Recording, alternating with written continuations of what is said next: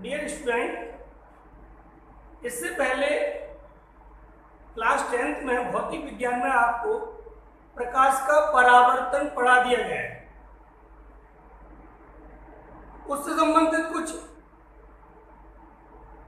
घटनाएं जैसे दर्पण द्वारा प्रकाश का परावर्तन, दर्पण द्वारा प्रतिबिंब का बनना, दर्पण के लिए सूत्र का निगमन आदि टॉपिक पढ़ा दिए गए। उसी क्रम में उसी पाठ में अगला टॉपिक आता है प्रकाश का अपवर्तन। ये भी प्रकाश की एक घटना है और इस घटना को समझने के लिए हमको सबसे पहले प्रकाश के गमन के आधार पर माध्यम को समझना अति आवश्यक होगा।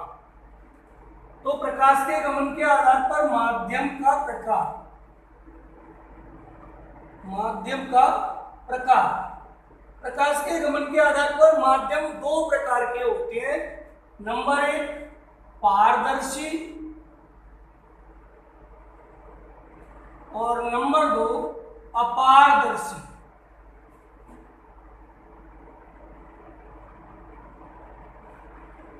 ये जो पारदर्शी माध्यम होता है इसमें प्रकाश आर पार गमन कर सकता है, जैसे कांच, जल, वायु आदि। और अपारदर्शी वह माध्यम होता है जिसमें प्रकाश आर पार गमन नहीं करता, जैसे लोहा,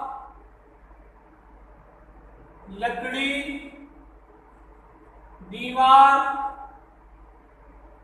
आदि। ये सब अपारदर्शी माध्यम।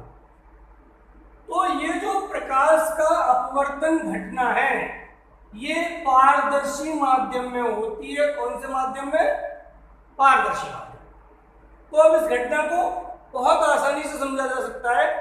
जब कोई प्रकाश किरण एक पारदर्शी माध्यम से, ये माध्यम बंद है, एक पारदर्शी माध्यम से दूसरे पारदर्शी माध्यम में जाती है तो अपने पथ से विचलित हो जाती है।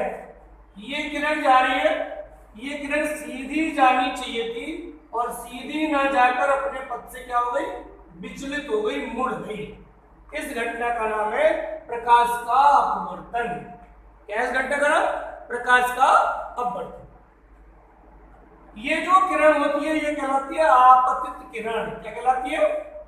आपतित किरण। ये जो होती है ये कहलाती है अपवर्तित किरण।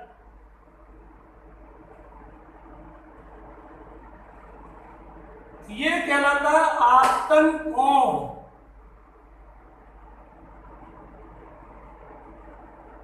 कैसे लिखते हैं? आई से।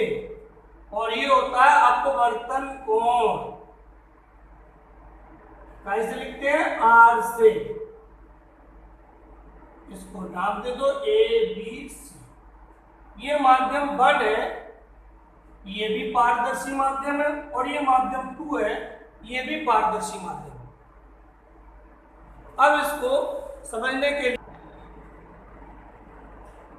अभी मैंने माध्यम के बारे में बताया। पारदर्शी माध्यम जो होता है वो दो प्रकार का होता है, एक तो विरल और एक सघन। जिसमें प्रकाश तेजी से गमन करता है वो माध्यम कहलाता है विरल, और जिसमें प्रकाश कुछ धीमे गति करता है वो कहलाता है सघन। और जब प्रकाश किरण एक पारदर्शी माध्यम से दूसरे पारदर्शी माध्यम में जाती है तो अपने पथ से विचलित हो जाती है। इसी घटना का नाम है प्रकाश का अपवर्तन। अब माध्यम पारदर्शी दो प्रकार के हैं तो अपवर्तन की घटना भी दो प्रकार से होती है। पहला है जब विरल माध्यम से किरण सघन माध्यम में जाएगी तो आपतन कोण बड़ा होगा और अपवर्तन कोण छोटा होगा। यानी कि किरण जो आपतित किरण है वो अविलंब की ओर झुक जाएगी। किधर झुकेगी? अविलंब की ओर। अर्थात कोण आई बड़ा होगा कोण आर से, यानी आपतन कोण का मान ज्यादा होगा और अपवर्तन कोण का मान कम होगा। ठीक इसी प्रकार जब माध्यम पहला क्या हो, सघन, और माध्यम दूसरा क्या हो, विरल, तो हमारी जो आपतित किरण है वो अपवर्तन के बाद अविलंब से दूर हटेगी।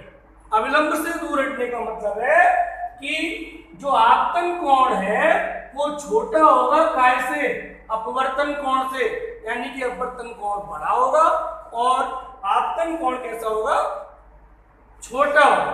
आई का मान कम होगा और आर का मान अधिक होगा। इसी क्रम में जब प्रकाश के अपवर्तन को हमने समझ लिया है तो अपवर्तन के दो नियम भी हैं। इन नियमों को भी जानना बहुत जरूरी है। प्रकाश के अपवर्तन के नियम, प्रकाश के अपवर्तन के निम्न दो नियम हैं। पहला नियम है कि ये जो आपतित किरण है, कौन सी किरण, आपतित किरण, और दूसरी किरण कौन सी होती है, अपवर्तित किरण, अपवर्तित किरण, और तीसरा होता है इसमें अविलंब। क्या होता है, अविलंब। ये तीनों एक ही तल में होते हैं। यानी कि नियम नंबर 1 क्या कहता है, आपतित किरण, अपवर्तित किरण और ये जो अविलंब है, ये तीनों एक ही तल में है। ये जो प्लेन हमारा इसी में, इस नियम को पहला नियम कहते हैं अपवर्तन का। अब इसके बाद आता है नियम नंबर 2। ये नियम ऑप्टिक्स यानी कि प्रकाशिकी में बहुत महत्वपूर्ण नियम, इसीलिए इस नियम का एक नाम और है स्नेल का नियम।